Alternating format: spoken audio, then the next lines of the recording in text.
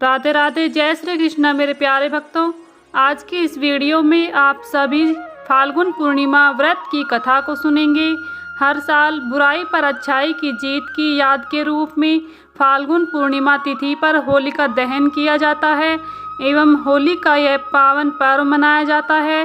फाल्गुन पूर्णिमा पर विष्णु एवं लक्ष्मी जी की पूजा व्रत आदि करने का जितना महत्व है, उतना ही महत्व इस दिन फाल्गुन पूर्णिमा की पौराणिक कथा का पाठ करने का मिलता है। मान्यता है कि ये कथा सुनने से यश, कीर्ति, धन धान्य और संतान सुख प्राप्त होता है तथा मरने के उपरांत वैकुंठ धाम की भी प्राप्ति होती है। आप सभी कथा को बड़े ही प्रेम पूर्वक और ध्यान से सुने। भगवान विष्णु, माता लक्ष्मी की कृपा से आप सभी की मनोकामनाएं अवश्य ही पूर्ण होगी। तो भक्तों, आप सभी को वीडियो अगर पसंद आए तो इसे लाइक करें। चैनल पर पहली बार आए हैं तो प्लीज़ हमारे चैनल को ज़रूर सब्सक्राइब कर लें और बेल आइकन को भी प्रेस कर लें, जिससे आप सभी को व्रत त्योहारों से जुड़ी हुई संपूर्ण जानकारी देखने को मिलेंगी। तो चलिए शुरू करते हैं फाल्गुन माह की पूर्णिमा की व्रत कथा को। तो सभी बड़े ही प्रेम पूर्वक बोलेंगे, भगवान विष्णु की जय, माता लक्ष्मी की जय। महर्षि कश्यप की पत्नी एवं दक्ष पुत्री दीति के गर्भ से हिरण्यकश्यप और हिरण्याक्ष का जन्म हुआ। दोनों ही महाबलीशाली थे। फलस्वरूप देवताओं को पराजित करके दोनों भाई ने स्वर्ग पर अपना अधिकार कर लिया। उनके अत्याचार से देवलोक में हाहाकार मच गया। अतः भगवान विष्णु ने 12 अवतार लेकर हिरण्याक्ष का वध कर दिया। अपने भाई की मृत्यु के क्रोध से हिरण्यकश्यप भगवान विष्णु को अपना शत्रु मान बैठा और उनसे प्रतिशोध लेने के लिए भगवान ब्रह्मा की तपस्या करने लगा। उधर हिरण्यकश्यप की अनुपस्थिति में देवताओं ने दैत्यों पर आक्रमण कर दिया और स्वर्ग पर पुनः अपना अधिकार प्राप्त किया। हिरण्यकश्यप की पत्नी कयाधु उस समय गर्भवती थी, जिसे देवराज इंद्र ने बंदी बना लिया था। वो कयाधु को लेकर अमरावती जा रहे थे। तभी मार्ग में उन्हें देवर्षि नारद मिल गए। नारद जी इंद्र के साथ कयाधु को देखकर बोले, देवराज, आप इसे लेकर कहाँ जा रहे हैं? यह सुनकर इंद्र देव ने कहा, हे देवर्षि, कयाधु गर्भवती है। इसके गर्भ में हिरण्यकश्यप जैसे दुष्ट आत्मा का अंश है, जिसका वध करके मैं इसे छोड़ दूंगा। इस पर देवर्षि नारद बोले, इसके गर्भ में तो श्री नारायण का परम भक्त है, अतः इसे छोड़ दो इंद्र। नारद मुनि की ये बात सुनकर देवराज ने कयाधु को छोड़ दिया। देवर्षि नारद हिरण्यकश्यप की पत्नी को अपने आश्रम में ले गए और बोले, बेटी, जब तक हिरण्यकश्यप की तपस्या पूरी नहीं हो जाती है, तुम निश्चित होकर यहीं पर रहो। तब से कयाधु देवर्षि नारद के आश्रम में रहने लगी। उनके दिव्य प्रवचनों का रसपान भी करती रही, जिसका गर्भ में पल रहे शिशु पर भी बहुत गहरा प्रभाव हुआ। जब समय आया तो कयाधु ने एक पुत्र को जन्म दिया, जिसका नाम रखा गया प्रहलाद।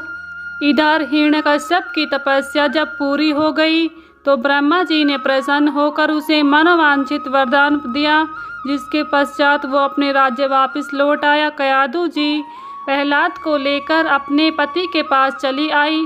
प्रहलाद जब थोड़े बड़े हुए तो एक श्रेष्ठ गुरु के मार्गदर्शन में उनकी शिक्षा का प्रबंध किया गया। एक दिन जब हिरण्यकश्यप अपने समस्त मंत्रियों के साथ बैठे हुए थे, तभी प्रहलाद अपने गुरु के साथ वहां आए और पिता को कृतज्ञता पूर्वक प्रणाम किया। ये देखकर हिरण्यकश्यप अति प्रसन्न हुआ और बोला, वत्स प्रहलाद, तुमने अब तक की शिक्षा के दौरान कौन सी सबसे अच्छी बात सीखी है, मुझे बताओ।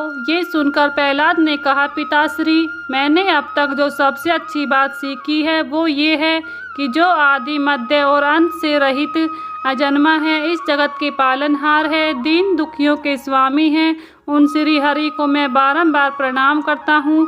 ये बात सुनकर हिरण्यकश्यप क्रोध से लाल हो उठा।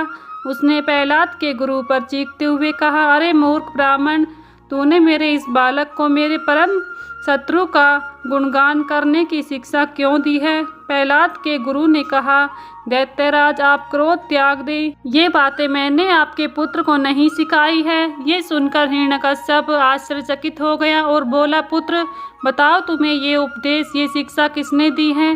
तभी प्रहलाद बोले, हृदय में स्थित भगवान विष्णु ही तो संपूर्ण संसार के उपदेशक हैं, उनके अतिरिक्त कोई किसी को कुछ नहीं सिखा सकता है। ये सुनकर हिरण्यकश्यप क्रोध से पागल हो उठा और बोला, अरे मूर्ख, मेरे सामने ये विष्णु कौन है? तू क्यों बार बार उस दुष्ट का नाम ले रहा है? क्या तू इसका परिणाम जानता है? हिरण्यकश्यप ने प्रहलाद को बहुत समझाया, मृत्युदंड का भय दिखाकर भी विष्णु भक्ति से दूर करना चाहा, परंतु प्रहलाद के मन से भगवान विष्णु के प्रति श्रद्धा तनिक भी कम ना हुई। इसके पश्चात क्रोधित हिरण्यकश्यप ने अपने सेवकों को आज्ञा दी और इस दुरात्मा को मौत के घाट उतार दो। इस शत्रु प्रेमी से मुझे कोई लाभ नहीं, यह कपूत तो अपने ही कुल का नाश कर देगा। दैत्यराज हिरण्यकश्यप की आज्ञा को सुनकर उसके सैनिकों ने प्रहलाद पर तरह तरह के अत्याचार किए और उन्हें मारने का प्रयास किया, परंतु हरि कृपा के कारण वो सब प्रहलाद का बाल भी बांका करने में असमर्थ रहे। तब हिरण्यकश्यप यह देखकर बहुत क्रोधित हुआ। अंत में उसने अपनी बहन होलिका को आदेश दिया कि वो प्रहलाद को गोद में लेकर अग्नि में बैठ जाए, क्योंकि होलिका को यह वरदान प्राप्त था कि वह अग्नि से उससे कोई हानि नहीं होती है। अपने भ्राता का आदेश मानकर होलिका भक्त प्रहलाद को अपनी गोद में लेकर अग्नि में बैठ गई। उस समय प्रहलाद हाथ जोड़कर आंखें बंद कर निरंतर प्रभु ध्यान में मगन रहे और नारायण नारायण का जाप करते रहे। हरि कृपा के फलस्वरूप प्रहलाद अग्नि में बैठकर भी सुकुशल बच गए, किंतु होलिका उसी आग में भस्म हो गई और उसी दिन से बुराई पर अच्छाई की जीत का प्रतीक यह होलिका दहन का त्योहार मनाया जाने लगा। तो प्रेम पूर्वक सभी बोलिए, भगवान विष्णु की जय, माता लक्ष्मी की जय। होलिका दहन के दिन सुबह उठकर जल में गंगा जल मिलाकर स्नान करें। होलिका में लकड़ी, पत्ते, गोबर के उपले, सरसों का तेल, तिल, गेहूं के दाने, सूखा नारियल, अक्षत डालकर अग्नि जलाएं। अलाव के आसपास की जगह को साफ रखें। होलिका दहन के स्थान को साफ करने के लिए पानी और गाय के गोबर के मिश्रण का उपयोग करें।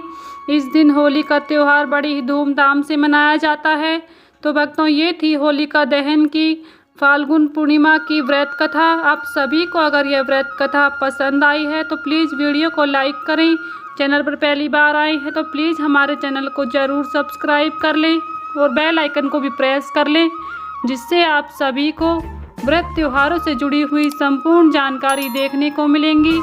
तो भक्तों, मिलती हूँ नेक्स्ट वीडियो में। तब तक के लिए आप सभी को राधे राधे, हरे कृष्णा।